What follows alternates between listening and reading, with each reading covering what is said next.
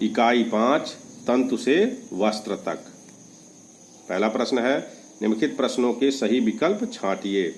प्राचीन समय में लोग वस्त्र बनाने के लिए निम्नलिखित में से किन चीज़ों का उपयोग करते थे? तो इसके 4 ऑप्शन दिए गए हैं। इसमें ऑप्शन ए और डी सही है, तो यहाँ सही कर देंगे ए और डी। जूट के रेशे पौधों के किस भाग से प्राप्त होते हैं? तो इसका सही ऑप्शन है तना। कपड़ा प्राप्त करने का सही क्रम है, तो इसका सही क्रम है रेशा, धागा, कपड़ा। इसको सही कर देंगे। गीता अपनी सहेली को प्राकृतिक रेशे से बनी वस्तु को उपहार में देना चाहती है। नीचे दिए गए वस्तुओं में से वह कौन सी वस्तु का चयन नहीं करेगी? तो ये सब चीज़ें प्राकृतिक रेशे से बनती हैं और इसमें ये है नायलॉन स्कार्फ, ये प्राकृतिक रेशे से नहीं बनता है, तो इसको सही कर देंगे। सूती वस्त्र बनते हैं, तो ये जो ऑप्शन दिया गया इसमें ये ऑप्शन सही है, कपास से। अगला प्रश्न, रिक्त स्थानों की पूर्ति कीजिए। तो यहाँ लिखेंगे रुई और जूट पादप रेशे हैं। दूसरा है पावर हैंडलूम द्वारा वस्त्रों की बुनाई की जाती है। ग पटसन के रेशे इसके पौधे के तने से प्राप्त किए जाते हैं। अगला प्रश्न, निम्नलिखित प्रश्नों के उत्तर लिखिए। बुनाई तथा बंधाई में क्या अंतर है?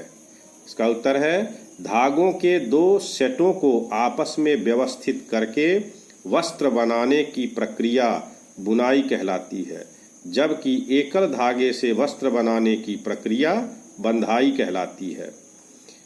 दूसरा प्रश्न, प्राकृतिक तथा संश्लेषित रेशों में क्या अंतर है? इसका उत्तर है पौधों के किसी भाग या जंतुओं से प्राप्त किए जाने वाले रेशे प्राकृतिक रेशे कहलाते हैं, जबकि कृत्रिम ढंग से पेट्रोलियम उत्पादों के जटिल रासायनिक परिवर्तन से प्राप्त रेशे संश्लेषित रेशे हैं। अगला प्रश्न, पटसन की फसल को पुष्पन अवस्था में ही क्यों काटा जाता है? इसका उत्तर है क्योंकि इसी अवस्था में पटसन के तनों से लचीले तथा मजबूत जूट के रेशे प्राप्त किए जा सकते हैं। अगला प्रश्न, पटसन से प्राप्त रेशों के गुण लिखिए। इसके कई तरह के गुण होते हैं, यहाँ 4 हमने लिख रखा है। लचीले तथा मजबूत, 6 से 8 फीट लंबे, हल्के पीले रंग के और चिकने। अगला प्रश्न, धागे की कताई कैसे की जाती है? इसका उत्तर है रुई के एक पुंज से रेशों को खींचकर ऐंठते हैं। ऐसा करने से रेशे पास पास आ जाते हैं और धागा बन जाता है। इस प्रकार से धागे की कताई की जाती है। अगला प्रश्न, निम्नलिखित फ्लो चार्ट भरिए। तो ये भरना है। रेशा 2 तरह का होता है, प्राकृतिक रेशा, संश्लेषित रेशा।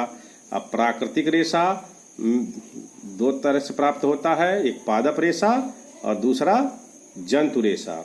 इसी तरह से संश्लेषित रेशा, यहाँ नायलॉन लिखा हुआ है और यहाँ लिखेंगे पॉलिएस्टर और रेयान। अगला प्रश्न, नीचे दिए गए चित्र में जूट के रेशों से बनी उपयोगी वस्तुओं के नाम लिखिए। तो यहाँ हमने लिख रखा है बोरा, डलिया, रस्सी, टाटपट्टी, दरी, सजावटी सामान, कंबल, बैग या थैला। ये सब चीज़ें जूट के रेशों से बनती हैं। अगला प्रश्न, नीचे दिए गए रेशे पौधे के किस भाग से प्राप्त होते हैं? तो ये बताना है। जैसे फ्लैक्स है तो ये तना से प्राप्त होता है। नारियल जटा ये फल से प्राप्त होता है। रुई बीज से प्राप्त होता है और जूट तने से प्राप्त होता है। अगला प्रश्न, नीचे दिए गए चित्र को देखकर निम्नलिखित प्रश्नों के उत्तर दीजिए। तो यहाँ चित्र बना हुआ है, इसको देखकर प्रश्नों के उत्तर देना है। उस रेशे का नाम लिखिए जो उपर्युक्त पौधे से प्राप्त होता है। तो ये पौधे कपास के हैं, तो यहाँ लिखेंगे रुई या कपास का रेशा। यह पौधा भारत के मुख्यतः किस राज्य में पाया जाता है? तो यहाँ लिख देंगे महाराष्ट्र, गुजरात, तमिलनाडु, मध्य प्रदेश, आंध्र प्रदेश, पंजाब। इस पौधे को उगाने के लिए किस प्रकार की मिट्टी उपयुक्त होती है? तो इसका उत्तर है काली मिट्टी। यह पौधा किस ऋतु में उगाया जाता है? तो बसंत ऋतु से पूर्व। उस फल का नाम लिखिए जो इस पौधे से प्राप्त होता है। तो उसका नाम है बिनौला या कपास गोला। अगला प्रश्न, निम्नलिखित संकेतों की सहायता से दी गई वर्ग पहेली को हल कीजिए। तो ये संकेत दिए गए हैं और यहाँ वर्ग पहेली है, इसको हल करना है। पहले बाएं से दाएं चलेंगे। पहला प्रश्न है पौधों से प्राप्त रेशा। तो 1 नंबर पर बाएं से दाएं आएंगे कपास। धागे से वस्त्र बनाने की विधि 2 नंबर बाएं से दाएं देखेंगे, तो इसको कहते हैं बुनाई। फिर 3 नंबर हाथ से प्रचलित कताई के उपयोग होने वाली युक्ति। तीसरा नंबर बाएं से दाएं, तो यह है चरखा। फिर 5 नंबर है जूट से बनी वस्तुएं।